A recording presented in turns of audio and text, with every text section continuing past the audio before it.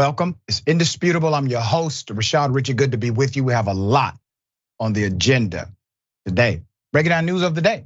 None other than Sharon Reed, TYT Sports contributor, all-star host, commentator, broadcast extraordinaire. Always a fascinating breakdown. Top story of the day. President Joe Biden is about to be impeached. So here's the thing. McCarthy is about to lose his job. They fixed it into the design of his current position as speaker. Made it to where basically at any point, the extremist of the Republican Party can call for his removal and vote afterwards. But because of this pressure of a feckless leader, he has decided to go this route. Here it is. You know, the months that we were gone and the weeks, House Republicans have uncovered serious and credible allegations into President Biden's conduct. Taken together, these allegations paint a picture of a culture of corruption. Now, here's what we know so far. Through our investigations, we have found that President Biden did lie to the American people about his own knowledge of his family's foreign business dealings. Eyewitnesses have testified that the president joined on multiple phone calls and had multiple interactions. Dinners resulted in cars and millions of dollars into his sons and his son's business partners. We know that bank records show that nearly $20 million in payments were directed to the Biden family members and associates through various shell companies. The Treasury Department alone has more than 150 transactions involving the Biden family and other business associates that were flagged as suspicious activity by US banks. Even a trusted FBI informant has alleged a bribe to the Biden family. Biden used his official office to coordinate with Hunter Biden's business partners about Hunter's role in Burisma, a Ukrainian energy company.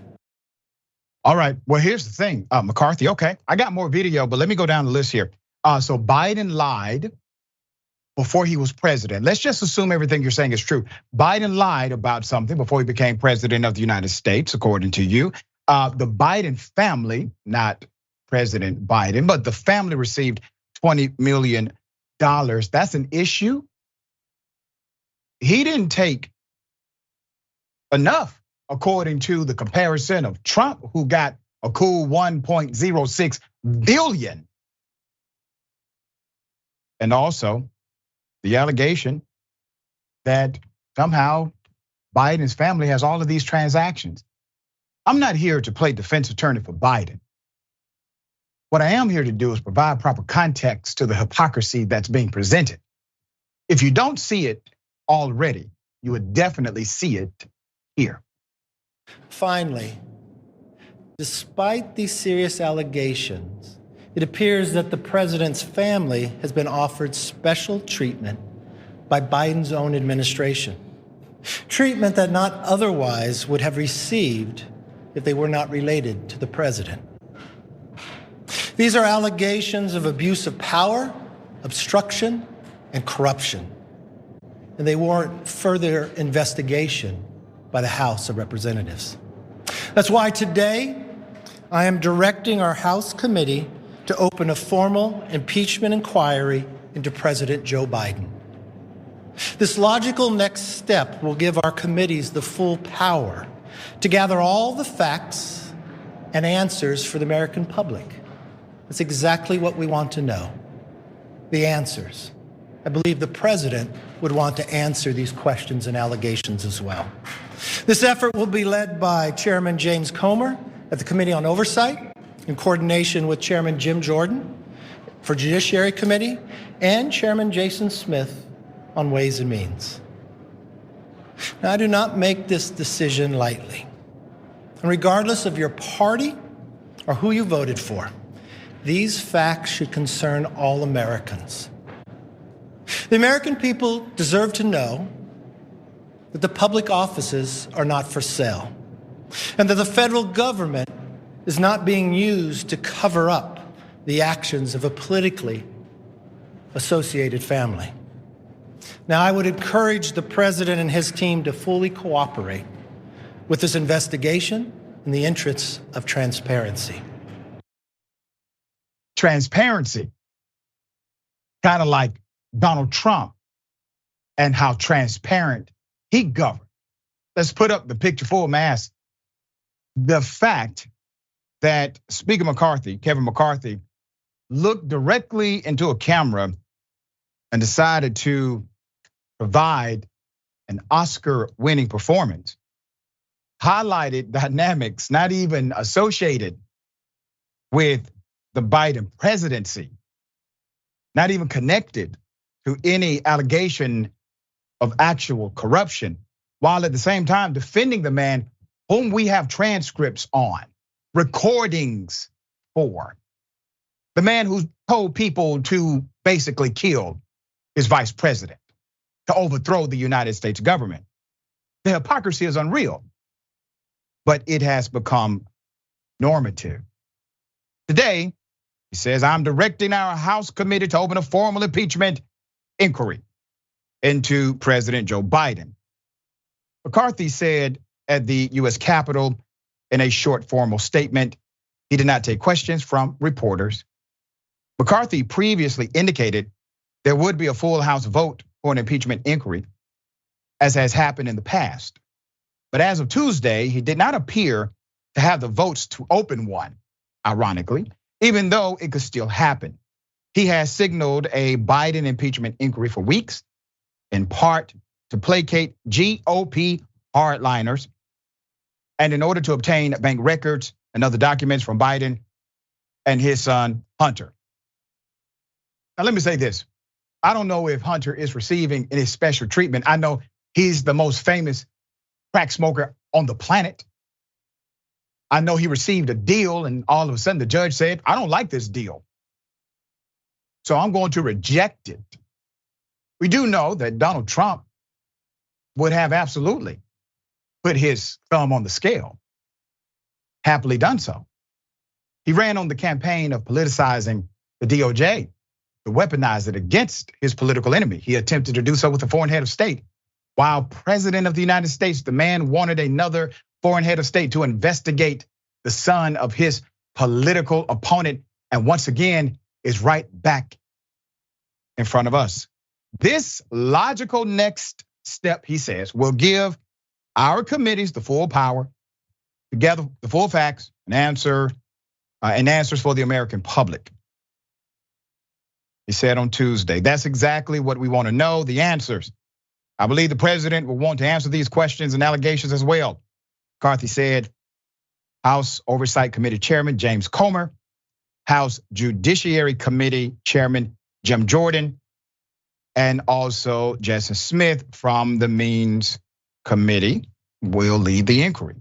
House Republicans have been investigating for months alleged ties implicating Biden in his son's business dealings, but have so far they found not been able to find or prove any wrongdoing by the president. McCarthy said House Republicans during the August recess uncovered serious and credible allegations into President Biden's conduct.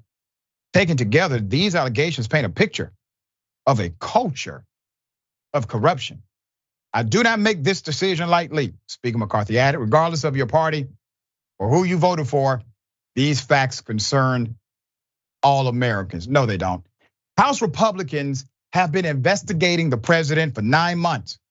They have turned up zero evidence of wrongdoing by their own admission.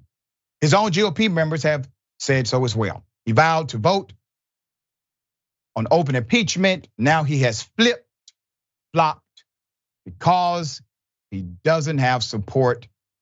Extreme politics at its worst, Ian Sams wrote on X, formerly known as Twitter. That was one of the official statements from the White House. I saw this coming. I said it when McCarthy became leader, that McCarthy is not the leader. The extremists who put him there are the leader. But take a page out of their playbook. Why do they have the power over McCarthy right now? Remember, McCarthy could not become speaker without who? Matt Gaetz, Lauren Boebert, the most extreme villains inside of the group of villains known as the GOP. And I said then, McCarthy will never be in charge. The people who will pull his string will be those individuals who were the last holdout. Is it not ironic that all of a sudden McCarthy has aligned his political ideology directly congruent to that of Matt Gaetz, Lauren Boebert, and others? All right, let the games begin. Sharon, thoughts here. Big games, and hypocrisy is an excellent word for it. And I think you said that the speaker did not take questions, Dr. Richey, from reporters, because the first would have been, have you no sense of decency, sir? That historic line, it left me wondering, you mentioned an Oscar in Hollywood, what it's like for people like him to exist solely in a MAGA world. You can't go for a cup of coffee. You can't go into the real world and enjoy a soccer match. You've chosen this life. Yeah. And now you're stuck with it. Stuck with it. All right, we will see what the inquiry exposes. Maybe they can find Trump's tax returns. Maybe they can do that. I mean, damn.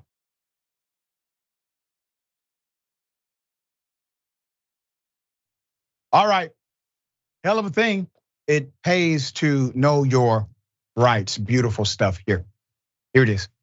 You got a driver's license? Yeah, I do, but I didn't get pulled over.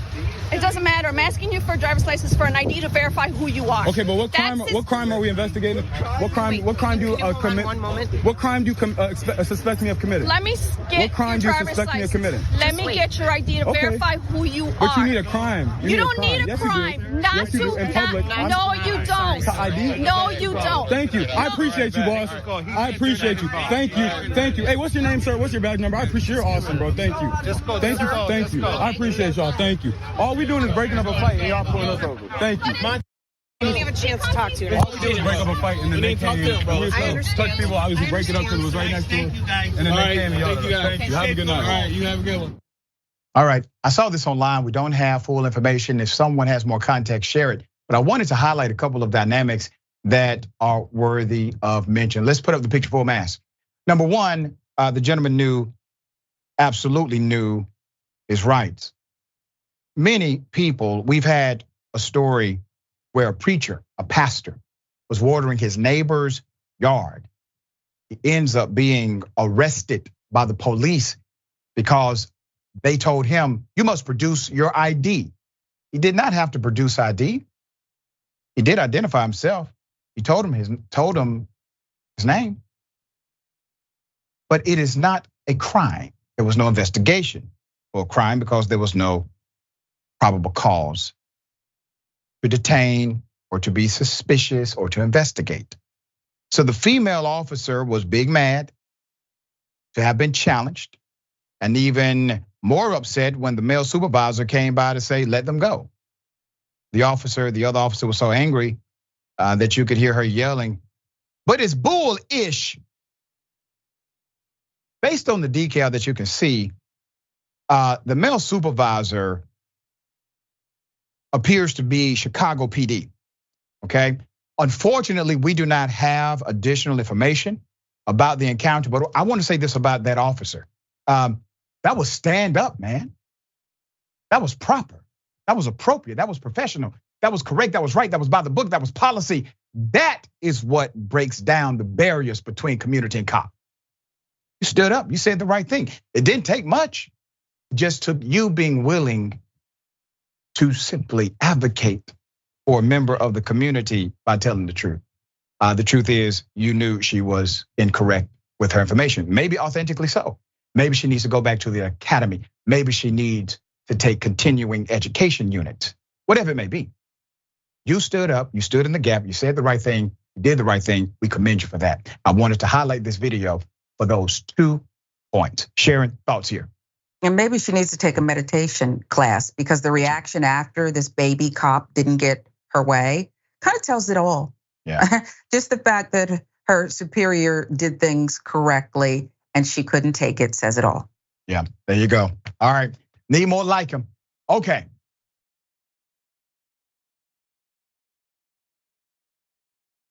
Another story, allegedly a US Marshal attacks an individual who's recording. Here it is. What are you doing? You can't record. Recording me. You can't record. Playing with me? Back up.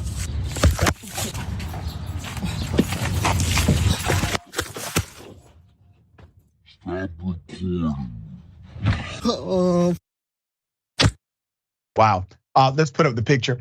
Now, this is a screenshot, okay? We're trying to get more information. Based on the dates from the original TikTok videos, this incident may have happened in August.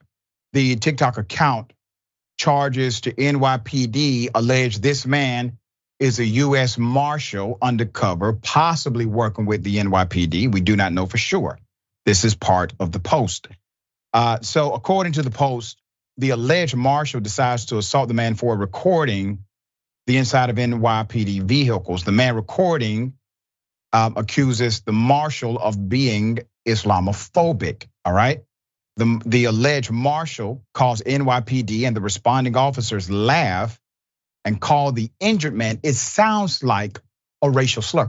We're gonna play it and then come back. Here it is. Yo,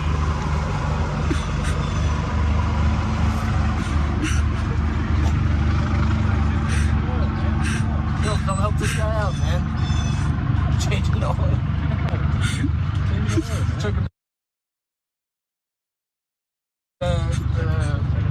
The tire pressure. Hey, you alright, brother?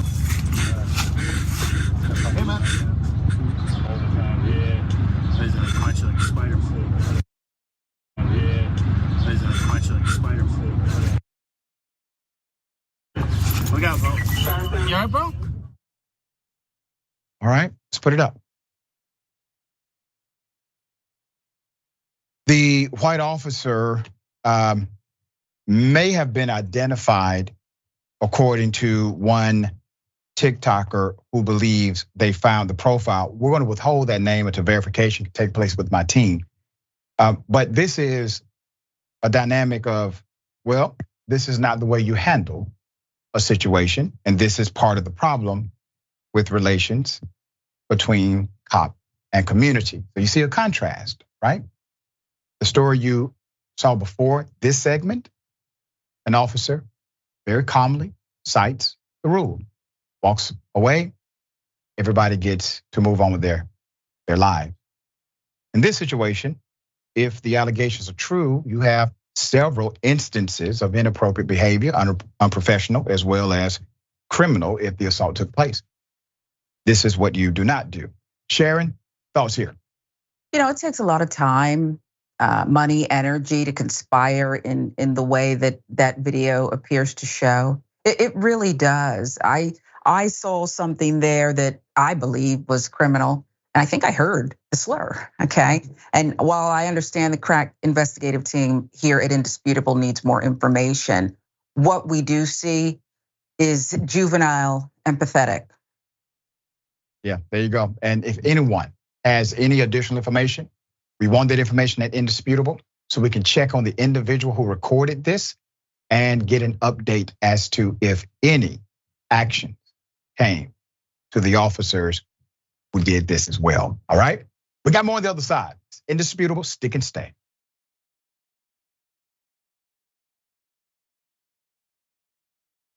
All right, welcome back. A lot of show left. Let me remind everyone, the wait is almost over.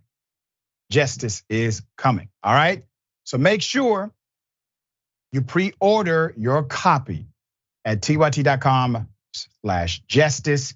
Justice is coming. It's the battle plan for progressives who seek to change our politics, our society, the conversation. Get your copy today, tyt.com/justice. I had Cenk on my radio show. He did a great job, per usual. But I got an advanced copy of the book Now let me say this, I disagree with Cenk on some stuff. And we have been okay with our disagreements. This book actually gives significant context to why those disagreements may exist. I actually understand my brother a little more than I did before. It is a remarkable book, extremely insightful, blueprint, impeccable. And if you happen to not be a progressive, you will still resonate with the book because it highlights the reality of two sides of the coin, right? We debate about a cultural issue and then they act as if, hey, let's vote the same on banks. All right. A lot of comments. Brett Campbell, AKA dragging my ass. Damn, stop wasting taxpayers' money. That's right. Well said. Yeah. Tristan, why does Speaker McCarthy talk like he is about to deliver eulogy for an aunt that has passed away? Because he's dead on the inside. That's why. He has no soul. He can't feel it. And, yep. G. Martinez Mack, if he's undercover or plain clothes, he's bringing a lot of attention to himself being hostile towards independent press. That's right. That's guaranteed to go viral, man. They didn't teach you that at undercover school? Okay. Got something for you. Ladies and gentlemen, I wish a Karen would. You want to call the police on them for having a barbecue on a Sunday. I feel free! Back off! I'm going to tell them there's an African-American man threatening my life. Yo, so I come to my car, I see this letter on my car. I'm parked at my homeboy's crib. And I get this letter, please do not park in front of our home. So I went and knocked on the door and asked why. It's a public street. And she said she owns this parking spot. She owns it. This guy right here is on my property. Because I knocked on the door. Coming and knocking on my door and causing us problems. I don't know who this guy is, but he needs to leave. And I asked why was she my property? I'm not on your property. Leave my property. I'm not on your property. Sure, leave my property. I'm on the sidewalk. I'm a public. Leave my property. I'm on public property. You need to leave my property. I can stay right here. Okay, that's it. That's it. I got enough. Why are you laughing? Because that's the rudest I've ever seen in my life. You are the most ridiculous person. You're parked in front of my house. I left a note. Don't park here. What? This is a public street. This is a public street. This is a public street. So of course I'm gonna knock on your door. Then I'm gonna put a note on your car. Don't park in front of my house. This isn't. This is. Where does it say this is property of? It's 28455 Hidden Hills right there. That's your property. That's my property. No, it's not. No, it's not. Can you leave? No, it's not. You don't live here, sir. It doesn't matter. I'm visiting. Okay. So do you do this for everyone that comes and visits? No, but there's people who park in front of my house. It doesn't matter. Can you please leave? Oh no. This is. I have every right to be right here. You have right to stay there, but you don't have to be a jerk. You don't. This is a jerk. That's a jerk. No, Please don't park please don't park in front of my house. You know what I'm gonna do? I might just come out here and park every weekend right here. Sure could. I got more video now. Let me explain to you what's happening, okay? So there comes a point when you try to be reasonable with ignorant people, right? And you are continuing to attempt to reason with ignorant people. And then all of a sudden you just feel like, well, hell, let's all get ignorant. I'm going to be here every day. I'm going to come here every week and do this. We're going to all just be ignorant now, okay? Now, call the city, Karen, and male Karen, companion. Call the city. If you don't like the parking situation or how they have affixed the rules to your local community, call the city. You have remedy with the city. And also, I find it quite ironic that he does not come on your property. He parks on public property, but you decided to touch his property, leave a note on his property, and he decides to question you about why would you leave this note on his property. That's actually his property, the car is. All right, there's more, here it is. You can, if you want to be a jerk, you can. Okay. Yeah, that's fine. This some rude ass. You're being rude right now. No. Yeah. Bro, you already know that's wrong. No, I'm asking you not to park in front of my house. Well, you could ask all day long. Right, and you could say you're not gonna. That's fine. But other than that, filming is just childish little things. No. This is childish, bro. No, you're being childish. No. I'm not your bro. You're being childish. I'm not your bro. Like, it don't matter. You can call the police. You can call whatever. I don't need to call the police. Whatever your wife is doing. My wife is not doing anything except saying, please don't park in front of her house. Well. And we're allowed to do that. This is America. And I'm allowed to knock on your door and ask why. You sure are. Right. Now you know the reason. So okay. Have a nice day. Okay? Go about your business. Nah, man. Yeah, you can stand there and film me all day. You just look like a stupid person. No. This is stupid. No, that's not. That's stupid. Asking you to park in front of not parking in front that's of my stupid. House, that's not stupid. That's stupid. No, it's not. Yeah, because you don't own this. No, you're right. You don't own it. You don't own it either. So I don't own it. You have to sit here and talk crap. Just go on. I do not own it. You don't live here. Don't matter. Be visiting. Don't matter. Make any difference to me. Don't matter. Yeah, it does to me. It matters to me. Okay. So I can have my opinion. Well, it matters to me that you wrote this dumbass letter. That doesn't matter. Come here for a second. No. I'm just asking you to come here for a second. What? Just for a second. Yeah, go inside. I don't need to go inside. Go inside. This is my house. I can stand right here. I can go stand right here on the grass right next to you if I want to. And I can stand right here. That's right. We can stand here all day and look like a couple of idiots, or you can just go about your day. I'm not gonna look like no damn idiot. You look like an idiot. You're looking like an idiot because you're filming right now. No, that's really silly. Because you know.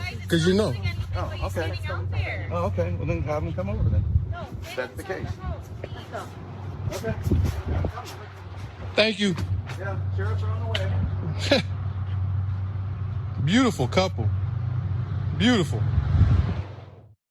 You know why he does not look like an idiot? Because he'd have put himself on camera. Put up the picture, full mask. Now, if you would notice, the gentleman has on Reebok sandals. I happen to be a fan of Reeboks. I would have had to tell the gentleman, sir, first of all, you're not worthy to wear those sandals. Number one. Number two, why did you just admit that everything I said was correct? That's what I would have said. Everything the man said, the male Karen agreed with. You're right. This is not my property. You're correct. You have a right to be here. You're right. But the police are still on the way. Insane. All right, Sharon, thoughts? I'm hoping that your team will float me the address. I would like to park there. I might go there every weekend for a while because I don't have much to do. But these people are losers. And the fact of the matter is, did you know that the PCH Prize Patrol does not tell people? They just go up, knock on your door with cameras rolling. He could have been anyone. He could have been anyone with a big fat check. And look what they did over nothing. Fools, okay? Could have lost their Go back in the house. That was my favorite part. Bye-bye. That was. Yeah, at that point, let's just remain ignorant. Yeah. Oh, wow. Yeah. All right.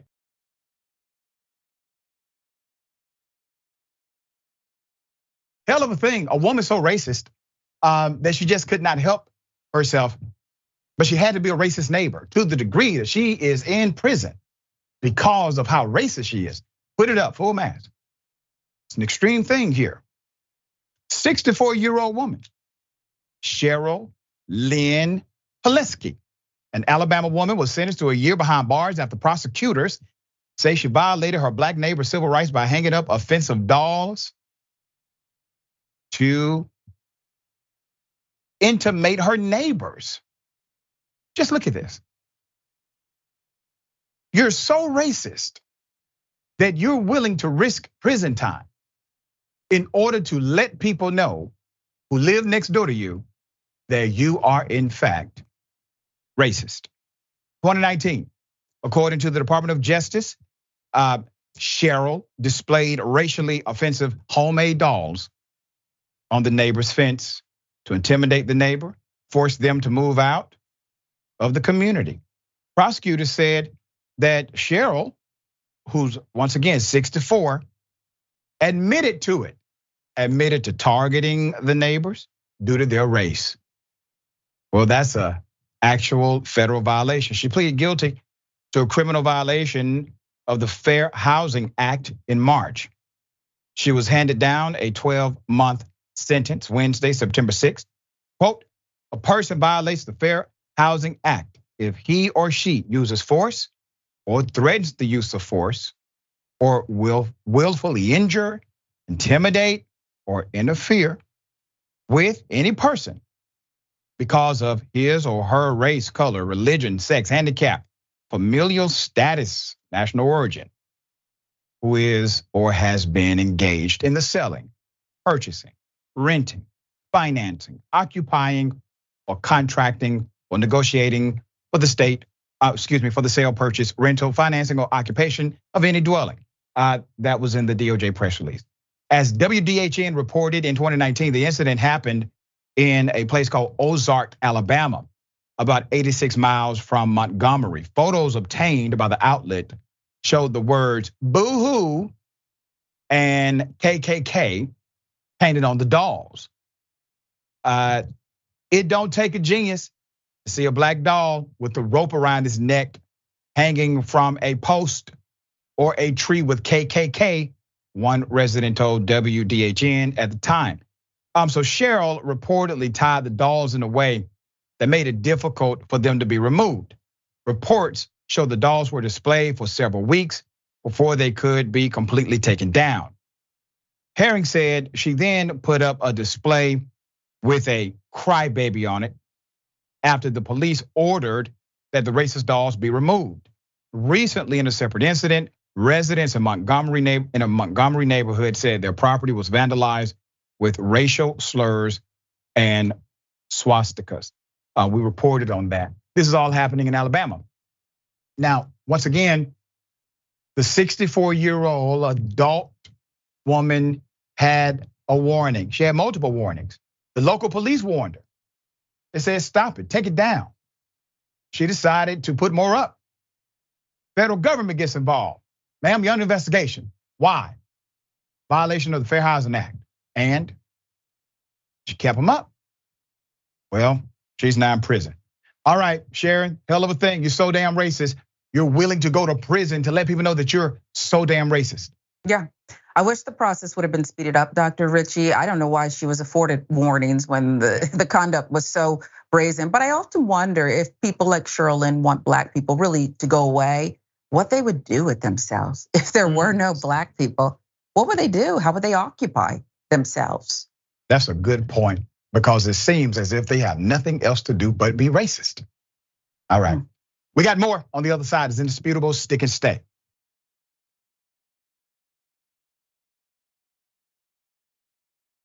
All right, welcome back. Got a lot of show left. Let me read some of these still amazing comments. Appreciate everyone for chiming in. Okay. Interesting. All right. Yep.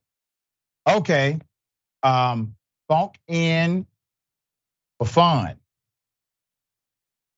Grandma's so racist. She spends her time sewing up racist dolls. It's literally true. It's literally true. She went to prison for racist dolls and was told, stop, or you're going to go to jail. Decided to go to jail. All right. Yeah. Juicy girl vixen. Love your content, Dr. Richey. Thank you. We appreciate you supporting the show. And Brian Neal, we all look forward to the actual evidence. I'll talk about McCarthy. McCarthy bring it up with somebody, cousin who talked to Joe Biden's aunt did in 2019. Yeah, insane. Thank you, Gabby Mathis. Gifted one indisputable with Dr. Rashad Richey membership. Jamal G, thank you for that. All Kevin McCarthy, AKA Karen, doing is hype up Trump and MAGA out of spite and desperation, lacking evidence. That's the thing. We all know it's very political, right? But they really do stuff now. You know, there was a time where they would just threaten the political stuff and be like, all right, we're just playing. We're not gonna do that for real.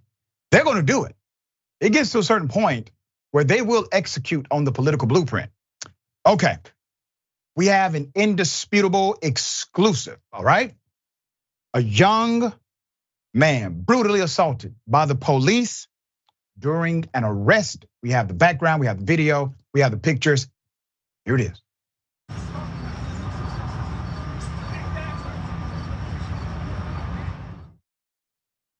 I want to go to the damage that was done, and then I have another video. Here it is. Okay, you're seeing the damage, right?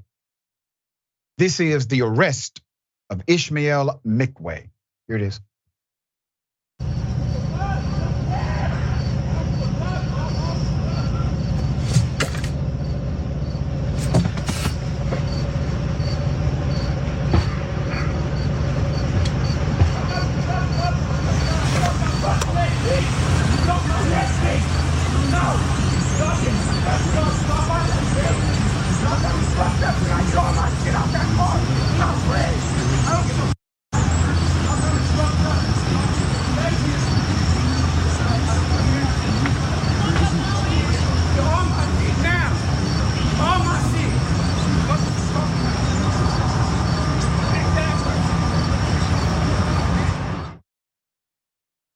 I will explain. Put up the picture of the young man before he was brutally injured in such a manner.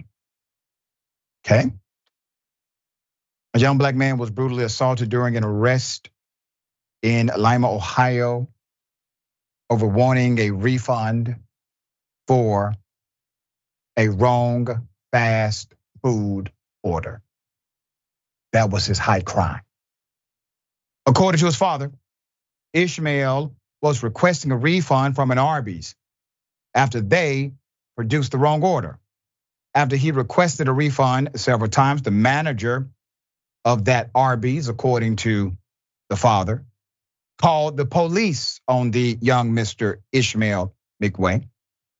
According to Mr. McWay, Officer Nicholas Ryum arrived and went back and forth with him on the issue of the refund. Until, according to Mr. McWay, the officer became irate, leading to the aggressive arrest you just saw in the video. That is a picture of the officer involved. The young Mr. McWay sent indisputable proof of the damage dealt by the officer. Once again, let's put it up, right? Because of the wrong order. Mr. McWay's father told indisputable, and I quote, "There was so much going on in this little city.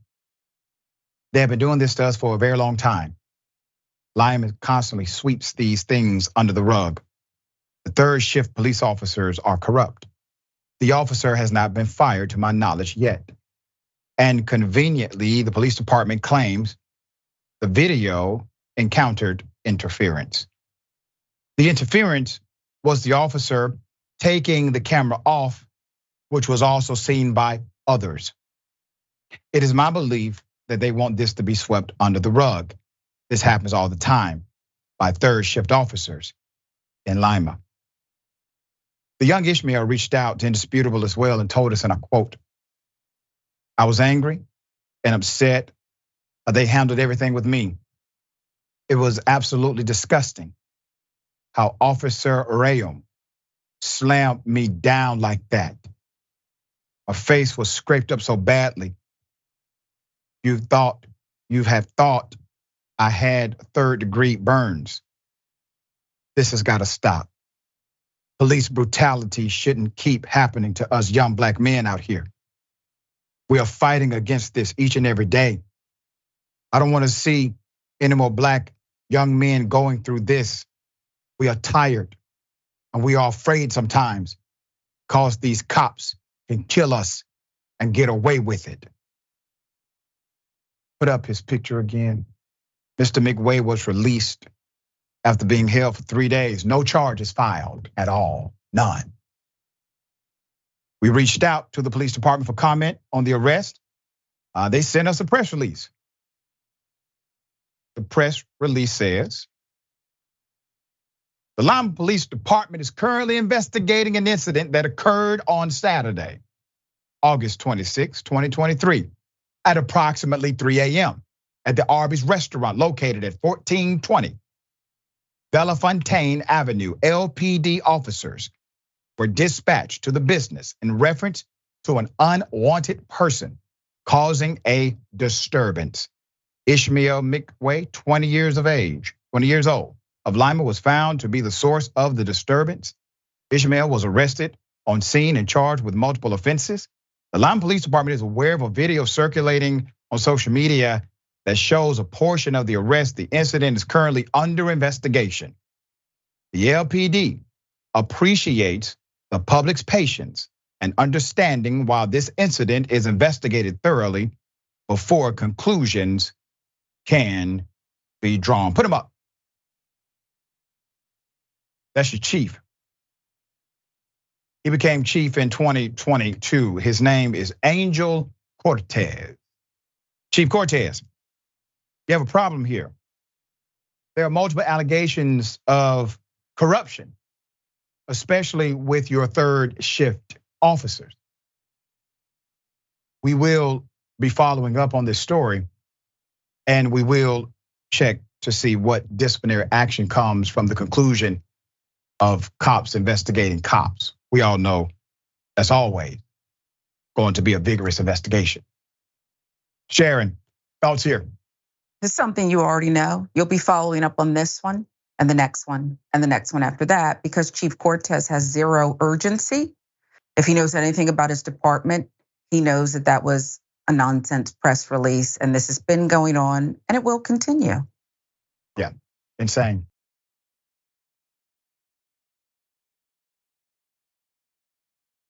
All right, we will bring you updates as they come, okay?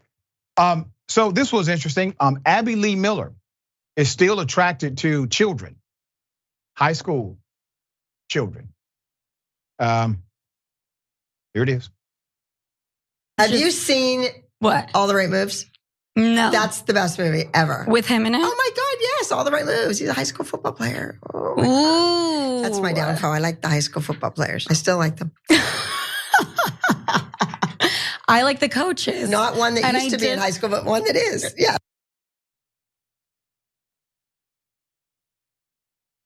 I want you to imagine a male on a podcast saying something like that about children. But you just imagine, okay? It's the same damn thing. Let's put it up, full mass. The other individual was trying to clean it up, say, oh, I like the coaches. Yes, the coaches. Abby Lee Miller doubles down on high school football player comments. The former Dance Mom star was called out earlier this week for seemingly declaring her attraction to high school football players during an appearance on Sophia Franklin's Sophia with an F podcast. Miller is no stranger to controversy. In 2020, the personality was accused of racist behavior by a former Dance Moms contestant. Miller also served prison time after being indicted for fraud in 2015. But wait, Miller doubles down. She likes the jock type and she always will. And if you saw the movie, you'd understand, she says. Here it is. Hello, everybody. Abby Lee Miller here, just to set the record straight. I do like those hot, athletic, muscular types of guys. The jocks. I always have and I always will. And they must be able to go out to a club, gamble in Vegas, rent an ADA compliant, handicapped accessible van, and they should also have a business, a bank account, success and passion in their own right. Now, if you saw the movie All the Right Moves, starring Tom Cruise playing a high school football star, then you will know exactly what I'm talking about. But madam, you made a distinction. You clearly went away from the movie in your proclamation of your, let's just say, desires, and started talking about it in the context of high school students only. That's why Franklin said, well, she likes coaches as a counter to your proclamation. Sharon, if this was a guy, two men talking like this about high school girls, there's a problem. Yeah, and a hashtag too, Dr. Richey. Yeah. Abby Lee Miller's comments can only be liked by weirdos. Only if you're a weirdo. She doubled down. She said she wanted them still in high school. And it now gives me pause. And I wonder why. And as you called out some of her other behaviors, she's so committed to teaching children and being around this culture, cheerleading, dance, because there's lots of high school football players around where she has to travel and be. And I think it's fair to question how passionate is she about this, if you know what I mean? Yep, naturally, yep. All right. We got more on the other side. It's indisputable. Stick and stay.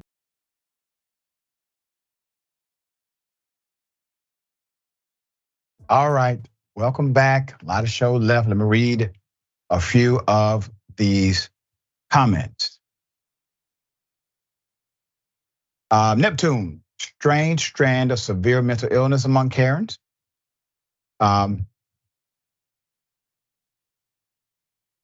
Twitch. I think this is Kaladin. Sorry if I mispronounced it. I do not make this decision lightly. I make them to keep my position and not to have my gavel taken. That's right. That's exactly why he made the decision. That is so proper. All right, hell of a thing. So a half-lit couple and somebody doing a rant about Trump. Just fascinating how people love Trump. Here it is. Is there anything that would disqualify Donald Trump from getting your vote, sir? Absolutely not. Nope. Not a thing? Nothing. I don't care if he grabs by the blankety blank blank. No, absolutely not. What if he shot a man in Reno just to watch him die, like the Johnny Cash song? Well, then he probably deserved it. If he didn't, run. What is it that you love about Donald Trump? Donald Trump is honest, open, and he's just like the rest of us. He's also been indicted on 4 different counts. Does that, in your mind, disqualify him at all from running? Well, you know what? It's questionable, but it's honest when he answers honestly. Okay, and you, sir, same question. Hell no. I've been indicted on a whole bunch of counts. I'm a good person. I love America. I don't know if he does, but I believe he does. And we need a change in this country. And that change has to come from somewhere. And I'm just a small person. I can't make that change happen myself. I can't organize. I can't freaking do any of that because I'm just a common working man that freaking doing what he has to do for his family. But I'm concerned for my family. Well, sir, I have a question. You said Trump can grab them by the blankety blank. So can he grab your wife like that? Is that okay? Would you still support Trump if he grabbed your wife by the blankety blank? And then when she said, he's like the rest of us. Which part of him other than his white skin? I'll wait. Is it socioeconomic status? Is it his Christian faith? What is it? There's more, by the way. There's another one. The Democrats want to take our guns away so they can control us. You know, there's not a Democrat. Why do we need our guns taken away? That is our right. That is. Right, but there's nobody, certainly among the 535 people in Congress and the 2 people in the White House, who wants to take guns away. What they want to do is restrict and put safety measures in. Is there any restriction that you'd be in favor of? Safety measures? Look what they've done with Antifa and BLM. They fund those people with cash, and you know they do. The Soroses, they'll say, okay, you put your mask on, I'll give you so much money, and you go out there and you burn a building up. Are you kidding me? The people that have guns, the people in America that respect the Second Amendment would never do anything like that. It's those dirty, terrible people that are burning Minneapolis. Look what they did there.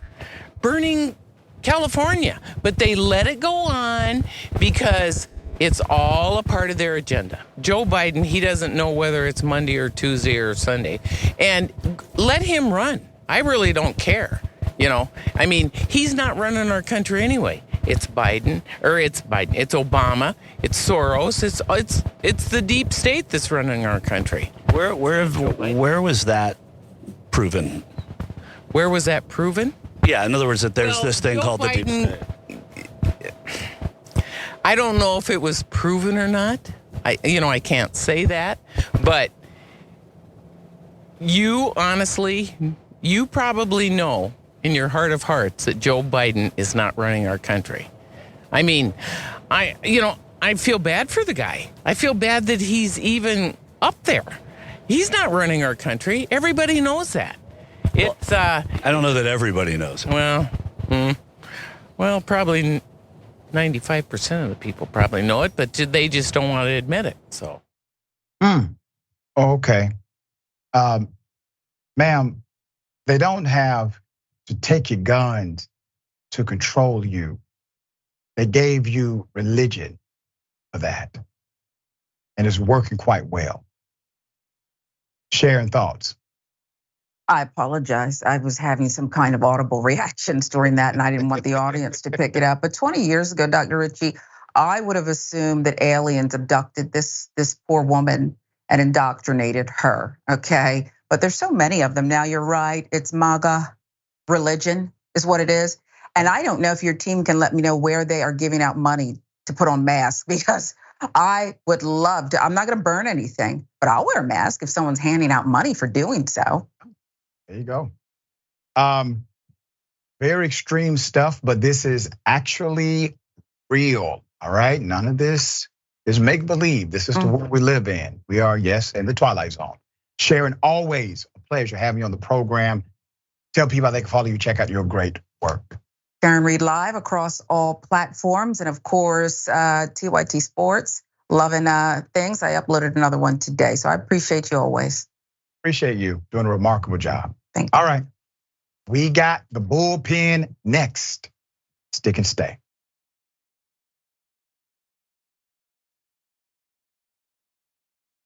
All right, welcome back. A lot of show left. Let me read a couple of viewer comments. I'm kind of pressed for time. Thank you all for always joining the conversation. Lebrio, they should all get DUIs driving around drunk on power. Talking about the US Marshal from earlier. RJL, I don't need to show you papers. This is a free country, isn't it? Referring to the male-female Karen, the individual had on Reebok sandals, unworthy of those sandals. All right, ladies and gentlemen, welcome to the bullpen.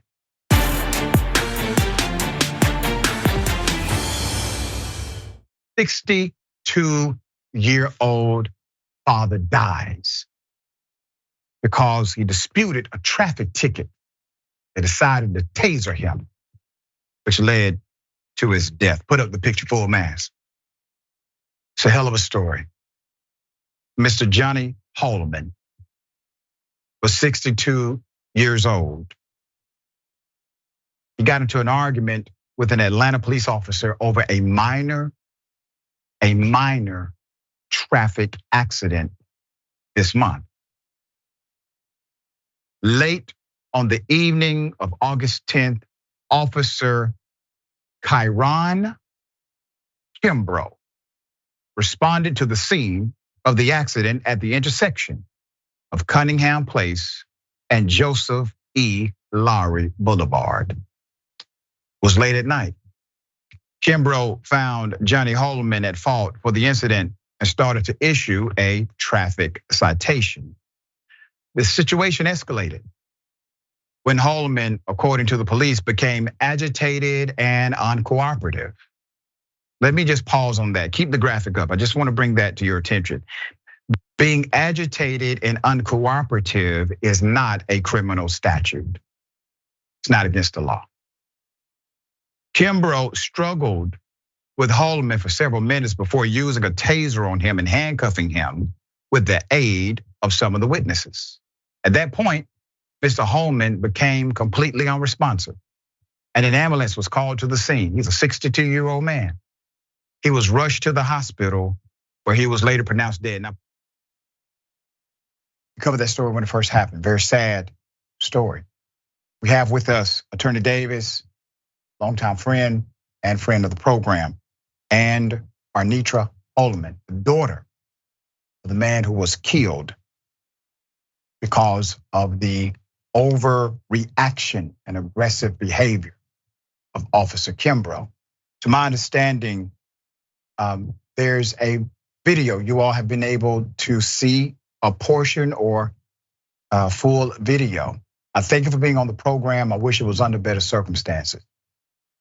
Thank you, Dr. Richey. We appreciate you. And we did on Friday have an opportunity with the family, our legal team, my law partner, Harold Spence, and our legal team, along with the family, viewed this video, body cam footage. And of course, it was video that the city selected. It was only 5 minutes long.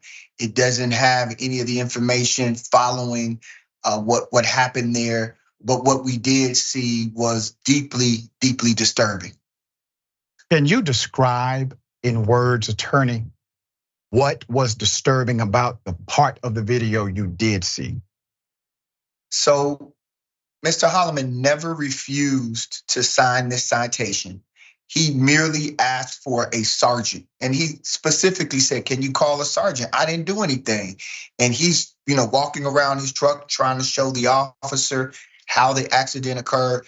The officer is, again, 23 years old. He yells at this 62-year-old man who's a chairman of the deacon board and tells him, lower your voice, talking to him as if this was the 1950s or 60s and they were on some dirt road and he owed him no respect as an elder. And so what we saw was this officer continue to say, you're gonna sign this or you're gonna go to jail, you're gonna sign this. And so at that point, Mr. Holloman says, all right, I'm gonna sign it. And as he's reaching out to try to sign it, the officer grabs his arm and does a leg sweep to take him down.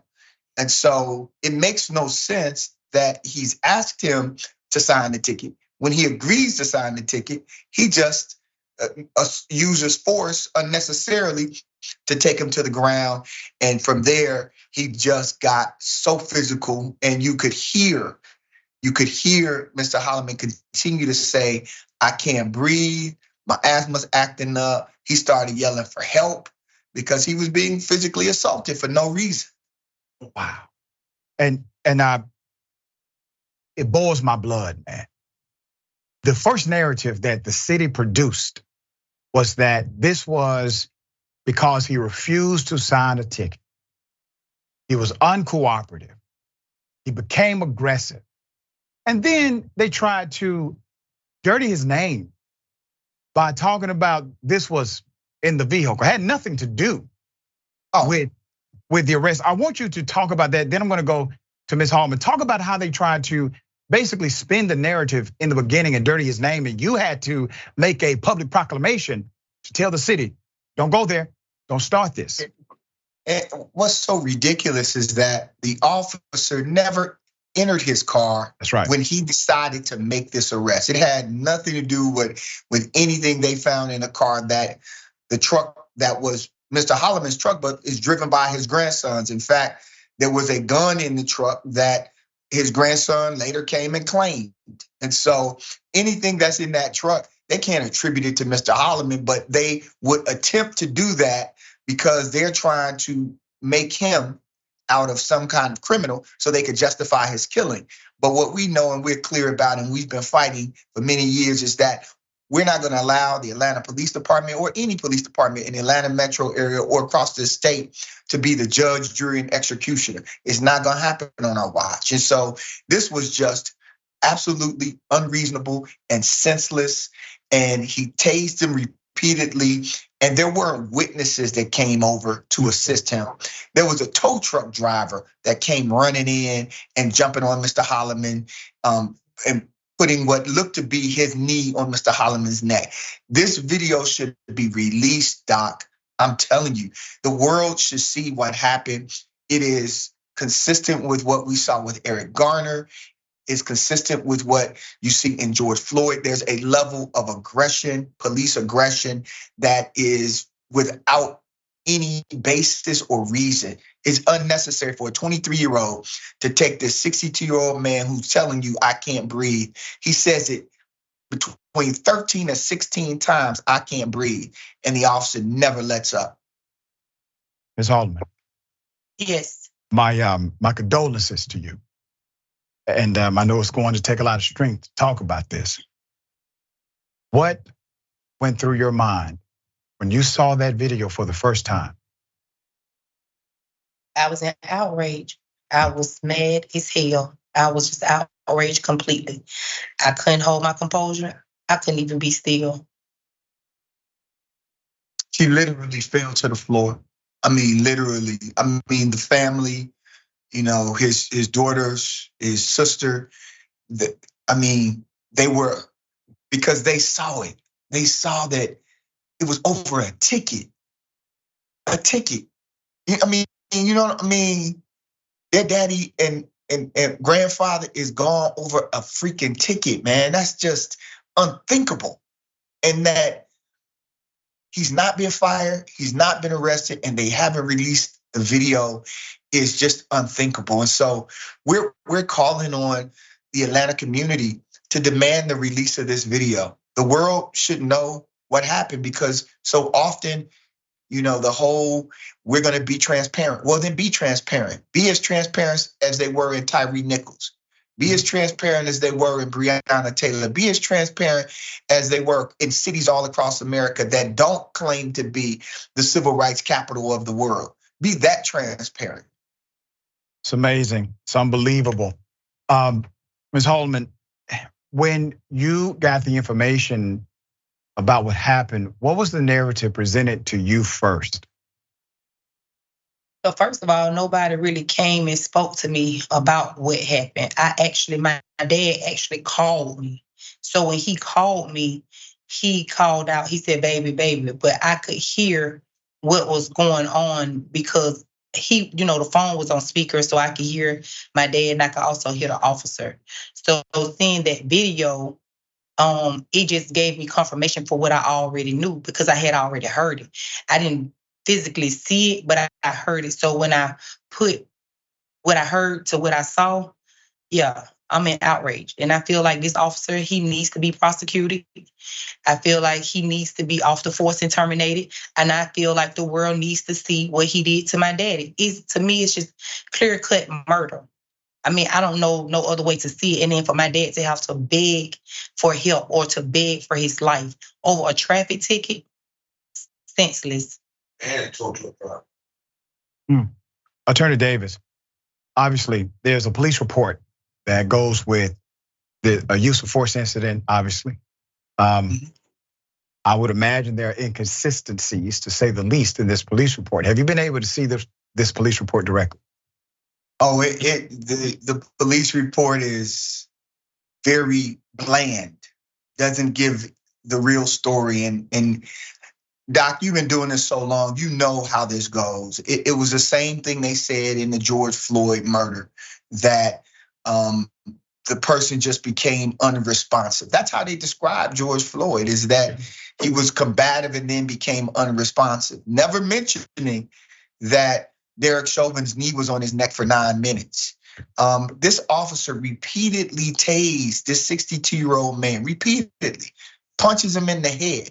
I mean, just the level of violence was over him asking for a sergeant and then even agreeing to sign the ticket. So they can't even say it was a refusal, because he says 3 times, I'll sign the ticket, I'll sign the ticket. But by then the officer had lost all composure, all professionalism, and had just become a just absolute violent maniac that ultimately participated in the killing of this church deacon. And we want the church to be outraged as well.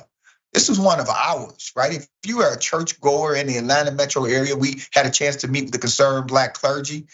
Every church should be going straight to City Hall demanding the release of this video. Every church. When this first happened, I remember just the irony of their narrative. None of it added up. It did not make sense what they were saying happened, right? And then you go to the background of Mr. Haldeman, obviously a church man, someone who wanted to assert his rights because he knew he had been wronged. That's what individuals who know who they are do, okay? They're comfortable in that. He calls his daughter because he knows this has now gone to another level. Daughter picks up the phone. You can hear the background. You can hear the noise. You don't know exactly what's happening, but you know that it's not good.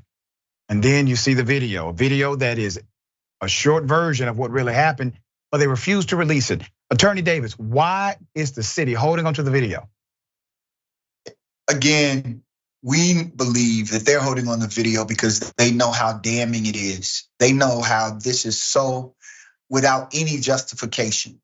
The timing of this could not be worse for the city as they seek to invest $90 million and be a part of the building of what they say is going to make us safer.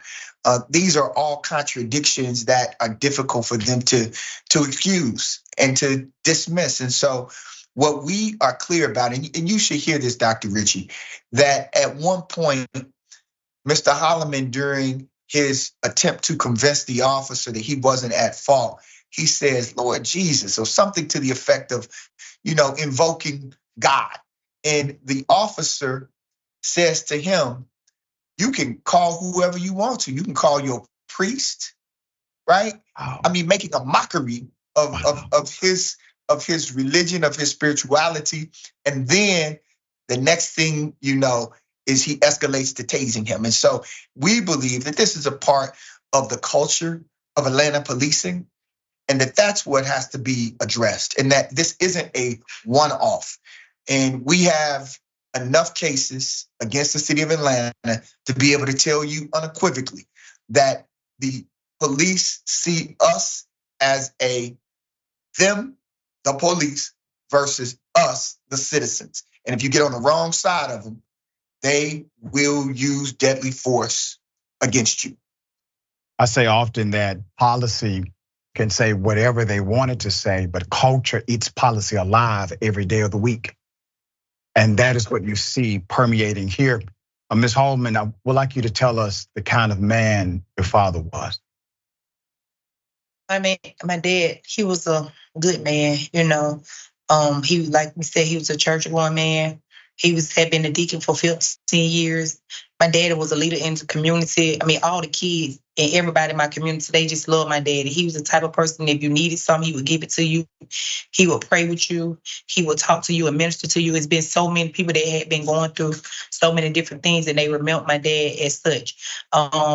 People all over been doing videos and talking about that, and just the man that he was. He was like our best friend. He was what we went to. He was the patriarch of our family, and now we've lost that, and so we still trying to process all of this. Even as his children, we can't really help our kids process it because we don't know how to process it. I mean, you've taken something from us, and I keep saying it, that you did not give to us, and you took it for a minor traffic accident or ticket that even my daddy was still willing to sign. So even in the moment when he knew that he was being wrong, he still called out for God. He still called out for Jesus, you see? And even with that, my dad always wanted us to show love to one another and show love to other people, because he was saying that will always drive out darkness. That's the type of man he was. He was willing to just give it up just so that he could, clear up any confusion or just make it go away. But the officer didn't see it like that. My dad was not a threat at all. That wasn't the man he was. Even the people that he worked around or worked for, they would write beautiful letters and they would talk about his character and the man he was. And the way that they try to put that narrative out there, like he was belligerent or drunk or aggressive, that video showed none of it. That's not who my dad was. His character was so much more than that. Yeah. I don't believe Officer Kimbrough thought your dad was a threat at all. I think this officer wanted to bully somebody that went to the level of killing somebody because of his own negligence, aggression, and unbecoming behavior. Attorney, what should happen next? The release of the video. We're going to stand on that is a part of the transparency that the city often touts. We're going to stand on that this video has to be released in its entirety. We're not going to move off of that. And so we're asking community organizers, and this family has been a part of 2 marches already, one with organizers marching from Atlanta Police Department to the City Hall, where police aggressed upon us as we marched on bikes, and we had to divert them and just continue to stand tall. But then they also had a march, the students of the Atlanta University Center, march from the Atlanta University Center to the CNN Center. And so we're just asking that this is an opportunity for the people of the city of Atlanta to support one of their sons of the city. From Bankhead, the Bankhead Court Nation. This man was Atlanta through and through. And the city has to lift up his life in a way that the powers that be will not forget, not just how he died, but how he lived. And that's critically important in this moment. Very well said. To everyone who's watching Indisputable, I encourage you, make sure APD, Atlanta Police Department, knows you want to see full transparency and that video released, right? Ms. Holman, we are supportive. We advocate with you, for you. My condolences to you. The man next to you is my friend. He's one of the best advocates on this planet. I'm glad you all are working together in such a horrible circumstance. We will update this story, Attorney Davis, as soon as an update is available. Please keep us informed. Absolutely. Thank you, Dr. Richey. We appreciate you. We appreciate this platform and the way that you work to make sure that our voices are not muffled, but they're heard and amplified. We thank you. Thank you. Thank you. We thank you both. All right. Remember, take care of each other. Remember, take care of yourself. Take care of each other. Take care of the planet. Remember, the truth is always indisputable. Indisputable is still the fastest growing news show in America compared to CNN, Fox News, and 30 other networks. We tell the truth on Indisputable because the truth is indisputable. We go places that other news media outlets refuse to go. When there were human rights abuses happening at the Victorville prison, guards and members of the community contacted us. You, through your investigative reporting, unearthed very troubling allegations about specific forms of abuse and discrimination in the federal prison system. It really doesn't take much to be a trusted voice. All it takes is to be fearless, report on matters, be an advocate. I called it the bullpen intentionally because it's a place of preparation. We present individuals who may have an opposing view, so we debate. Sometimes we interview individuals because their stories deserve to be heard. A survivor of significant police misconduct and his attorney. We covered this story earlier and to remind you of the horror of one man being shot at damn near 100 times by the police. We take time on this show to showcase the temper tantrums of Karens in the wild. We do this not because we want to see people's emotional outbursts in public, but because these incidents are emblematic of a bigger societal issue taking place across the nation, and it has to be checked. My friend, my big homie, attorney at law, Benjamin Crump. I just want to thank you, man. When educated, articulate brothers like yourself speak truth to power, it makes a great difference in changing the landscape in America. Listen, no matter what you do, don't allow the politics of ideology to evaporate the soul that still exists inside of you. They don't stop, I don't stop. Racism won't stop, I won't stop. Systemic bias won't stop, I won't stop. People still need health care, so I won't stop. People still need criminal justice systems reform, so I won't stop. You won't stop either.